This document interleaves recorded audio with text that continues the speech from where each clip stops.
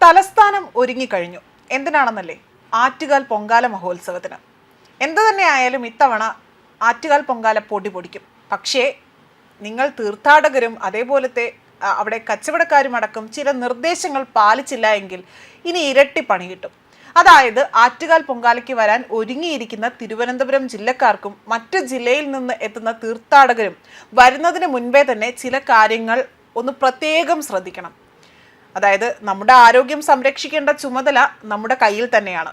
ആയതിനാൽ തന്നെ എന്തെങ്കിലുമൊക്കെ ഉത്സവ പറമ്പിൽ നിന്നും വാങ്ങി കഴിക്കുന്നതിന് ഒന്ന് തൊട്ട് മുൻപേ ഒന്ന് ആലോചിക്കണം. അവയുടെ ഗുണനിലവാരത്തിൽ നിങ്ങളിൽ ഓരോരുത്തരും ഒരു കോംപ്രമൈസും ചെയ്യാൻ പാടുള്ളതല്ല. എന്തു വാങ്ങി കഴിക്കുന്നതിന് മുൻപും ഒന്ന് ചിന്തിക്കുന്നത് നന്നായിരിക്കും. അതിനായി ഇപ്പോൾ തീർത്ഥാടകർക്കും അവിടെ കച്ചവടം നടത്തുന്ന സ്ഥാപനങ്ങൾക്കും പൊതുജനങ്ങളും അവർ പാലിക്കേണ്ട കർശന നിർദ്ദേശങ്ങളാണിപ്പോൾ ഭക്ഷ്യസുരക്ഷാ വകുപ്പ് പുറത്തിറക്കിയിരിക്കുന്നത്. ഇത് കർശനമായി പാലിക്കണമെന്ന് തന്നെയാണ് പറയുന്നത്.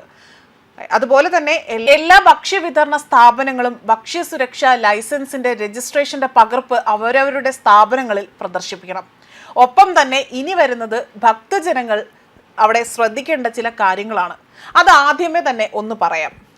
ഒന്നാമതായി തന്നെ നിശ്ചിത ഗുണനിലവാരമുള്ളതും ലേബൽ വിവരങ്ങൾ കൃത്യമായി തന്നെ രേഖപ്പെടുത്തിയിട്ടുള്ളതുമായ ഭക്ഷ്യവസ്തുക്കൾ പൊങ്കാല നിവേദ്യത്തിനായി തന്നെ ഉപയോഗിക്കേണ്ടതാണ്. കൃത്യമായ ലേബൽ വിവരങ്ങൾ ഇല്ലാത്ത പാക്കറ്റ് ഭക്ഷ്യവസ്തുക്കൾ, മിഠായികൾ, പഞ്ഞിമിഠായികൾ, ഐസ് കാൻഡി എന്നിവ ഉപയോഗിക്കാൻ പാടുള്ളതല്ല. അതേപോലെ തന്നെ തുറന്നിരിക്കുന്ന ഭക്ഷ്യവസ്തുക്കൾ വാങ്ങി ഉപയോഗിക്കുവാനും പാടില്ല.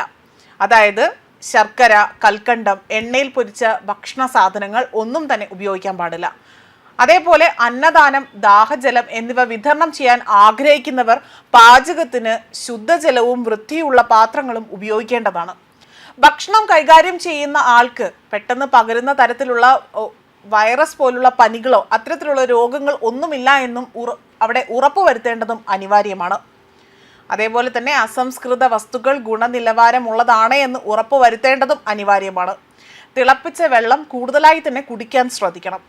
സർബത്ത്, നാരങ്ങ വെള്ളം, തണ്ണിമത്തൻ മുതലായ ശീതള പാനീയങ്ങളിൽ ശുദ്ധജലം ഉപയോഗിച്ച് നിർമ്മിച്ചതാണോ എന്ന് കൂടുതലായും ശ്രദ്ധിക്കണം. മാത്രമല്ല പാചകം ചെയ്ത ഭക്ഷണ സാധനങ്ങൾ നിശ്ചിത ഊഷ്മാവിൽ സൂക്ഷിച്ചിട്ടുണ്ട് എന്ന് ഉറപ്പുവരുത്തേണ്ടതാണ്.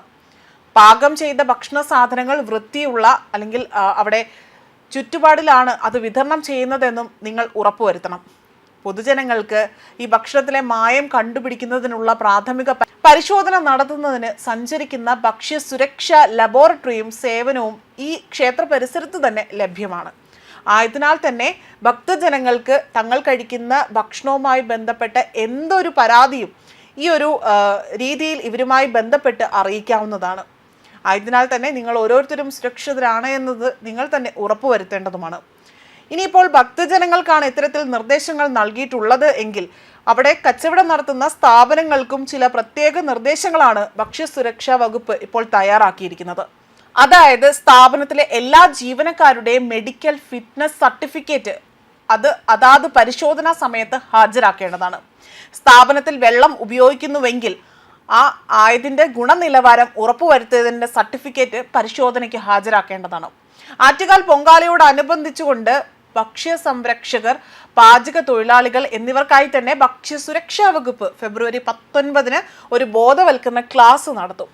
ഉത്സവ മേഖലയിൽ പ്രവർത്തിക്കുന്ന ഭക്ഷ്യ സംരംഭകർ നിർബന്ധമായും തന്നെ ഈ ക്ലാസ്സിൽ പങ്കെടുക്കേണ്ടതാണ്.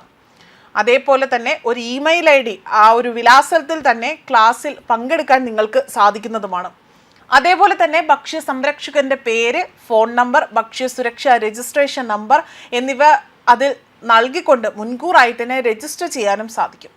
പൊങ്കാല മഹോത്സവത്തോടനുബന്ധിച്ചുകൊണ്ട് അന്നദാനം, ലഘുഭക്ഷണം, ശീതളപാനീയം, ദാഹജല വിതരണം എന്നിവ നടത്തുന്ന സ്ഥാപനങ്ങൾക്കും സംഘടനകൾക്കും വ്യക്തികൾക്കും ഭക്ഷ്യസുരക്ഷാ വകുപ്പിന്റെ രജിസ്ട്രേഷൻ മുൻകൂറായി തന്നെ എടുക്കേണ്ടതുമാണ്.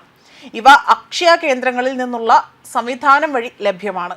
ഓൺലൈനായി സമർപ്പിക്കുന്ന അപേക്ഷയിൽ ബിസിനസ് രീതിയായി തന്നെ ഫുഡ് വെൽഡിംഗ് എസ്റ്റാബ്ലിഷ്മെന്റ് എന്നത് തിരഞ്ഞെടുക്കണം. അപേക്ഷയിൽ ആറ്റുകാൽ പൊങ്കാല എന്ന് രേഖപ്പെടുത്തേണ്ടതുമാണ്. അന്നദാനം നടത്തുന്നയാളുടെ എല്ലാ വിവരങ്ങളും ഈ അപേക്ഷയോടൊപ്പം തന്നെ സമർപ്പിക്കണം. നിശ്ചിത ഫീസ് ഓൺലൈൻ മുഖേന തന്നെ അവിടെ ഈടാക്കുന്നതുമാണ്. ഇക്കാര്യങ്ങളെല്ലാം ശ്രദ്ധിച്ചു വേണം ആറ്റുകാൽ പൊങ്കാലയ്ക്ക് വരാൻ എന്നതാണ് മറ്റൊരു നിർദ്ദേശമായി പറയാനുള്ളത്. ന്യൂസ് ഡെസ്ക് കർമ്മ ന്യൂസ്.